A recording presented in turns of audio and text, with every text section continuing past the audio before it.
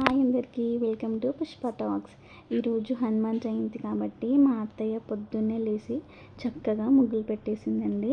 అలాగే ఈరోజు పూజ చేసేద్దాము అని పూజ గదిలో నుండి మనకి అన్ని మంగళహారతులు, రాగి చెంబు అవన్నీ తీసేసి చక్కగా తోముతుందండి. వాళ్ళు అప్పుడు ఎలా తోమేవారు అంటే కొద్దిగా వంట సోడాలో కొద్దిగా నిమ్మకాయ వేసి చక్కగా తోమేసేవాళ్ళు. ఇప్పుడు తెల్లగా అవుతుండే. అలాగే మా అత్తయ్య అలానే తోమేస్తుంది. దాంతోపాటు కొద్దిగా పీతాంబరం అని ఉంటుంది కదండి, అది కూడా పెట్టేసింది. అలా చక్కగా తెల్లగా అవుతున్నాయండి. ఎంత శుభ్రంగా తోమేస్తుందో చూడండి. ఈ కాలంలో ఎవరికి కూడా అంత ఓపిక ఉండదండి. ఈ బిజీ లైఫ్లో మనం ఎప్పుడు ఆఫీస్లని, కాలేజెస్ అని అలా వెళ్తూనే ఉంటామండి. చూసేయండి ఫ్రెండ్స్ ఎంత చక్కగా క్లీన్ చేస్తుందో. అలానే మా అత్తయ్య రెగ్యులర్గా ఎప్పుడెప్పుడు పూజ చేస్తుందో అప్పుడప్పుడు అలానే తోమేస్తుందండి. అత్తయ్య అలా ఎందుకు అని అంటే, మనం తిన్న తర్వాత మనం ప్లేట్స్ తోమేమా, అలాగే దేవునికి ప్రసాదం పెట్టిన తర్వాత అవి కూడా అలానే తోమేసేయాలి, శుభ్రంగా ఉండాలి అని ఎప్పుడు చెప్తూ ఉంటుందండి. నేను చాలా విషయాలు మా అత్తయ్య దగ్గర నుండి చాలా నేర్చుకున్నానండి. అలా శుభ్రంగా క్లీన్ చేస్తూ ఉంటారు అండి. ఎప్పటికప్పుడు చేస్తూనే ఉంటుంది. అసలు చూసేయండి ఎంత చక్కగా తోమేస్తుందో.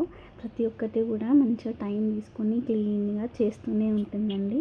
వాటితో పాటు వాటిని క్లీన్గా వాష్ చేస్తుందండి. మళ్ళీ అలాగే చూసేయండి ఫ్రెండ్స్ ఎంత బాగా తోమేసిందో.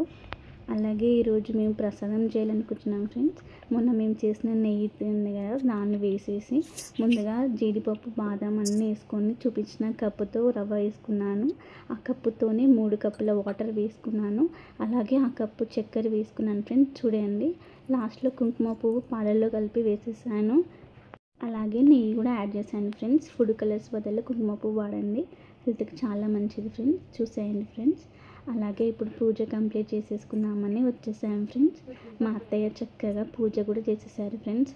చూసేయండి, ప్రసాదం కూడా చక్కగా పెట్టేసింది, అన్ని పువ్వులతో అలంకరించింది.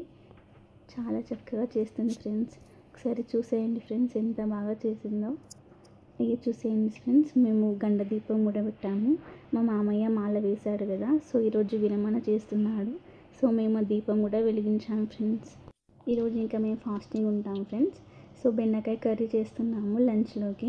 వాటిని కట్ చేసుకొని కొద్దిగా లైట్గా వాటిని పెనం పైన వేయించుతున్నాము ఫ్రెండ్స్. తర్వాత ఆయిల్ వేసి జీలకర్ర అవన్నీ పోపు దినుసులు వేసి ఆనియన్స్, పచ్చిమిర్చి, అల్లం వెల్లిగడ్డ పేస్ట్, అలాగే మనం కరివేపాకు, కొద్దిగా పసుపు వేసాము, టమాటాస్ కూడా వేసాము ఫ్రెండ్స్. వాటిని చక్కగా మగ్గిన తర్వాత ఇందాక వేంపిన బెండకాయలు కూడా దాంట్లో వేసేయాలి. వేసి వాటిని చక్కగా కలుపుకోవాలి ఫ్రెండ్స్. వాటిని చక్కగా కలుపుకొని వాటిని మంచిగా మగ్గనివ్వాలి ఫ్రెండ్స్. చూసేయండి ఫ్రెండ్స్, ఎంత మంచిగా కలుపుకుంటే మనకి అంత మంచిగా మగ్గుతుంది. ఎందుకంటే బెండకాయ సరిగ్గా మగ్గకపోతే మనకి తినాలనిపించదు, ఎందుకంటే జిగురు జిగురు ఉంటుంది కాబట్టి. సో దాంట్లో తగినంత కారం, కొద్దిగా సాల్ట్ కూడా వేసేయాలి ఫ్రెండ్స్. వేసి వాటిని మళ్ళీ చక్కగా కలిపేసుకోవాలి. మీరు సాల్ట్ కొద్దిగా తక్కువ తినండి ఫ్రెండ్స్, ఎందుకంటే ఈ కాలంలో సాల్ట్ ఎక్కువ తింటే చాలా హెల్త్ ఇష్యూస్ వస్తున్నాయి కదా. అలా ఫ్రెండ్స్ దాన్ని చక్కగా కలిపేసేయండి. ఆయిల్లో డీప్ ఫ్రై చేసేయండి ఫ్రెండ్స్. మంచిగా మగ్గేలాగా చూసుకోండి ఫ్రెండ్స్. టేస్ట్ అయితే భలే ఉంటుంది ఫ్రెండ్స్. ఇవి మా అత్తయ్య గారి రెసిపీ ఫ్రెండ్స్. అసలు ఒకసారి ట్రై చేయండి, ఎంత టేస్ట్ ఉంటుందో. మీరు తిన్నాక మళ్ళీ కామెంట్లో కూడా పెట్టండి ఫ్రెండ్స్, మేము ఇలా చేసుకున్నామని. అండ్ కొత్తిమీరతో గార్నిష్ చేయండి. ఛానల్ని సబ్స్క్రైబ్ చేయండి ఫ్రెండ్స్ ప్లీజ్. మీకు మా వీడియోస్ ఇలా రాగానే లైక్ చేయండి, సబ్స్క్రైబ్ చేసి ఆల్ నోటిఫికేషన్స్ పెట్టుకోండి, షేర్ చేయండి, మమ్మల్ని సపోర్ట్ చేయండి ప్లీజ్ అండి, మమ్మల్ని సబ్స్క్రైబ్ చేయండి.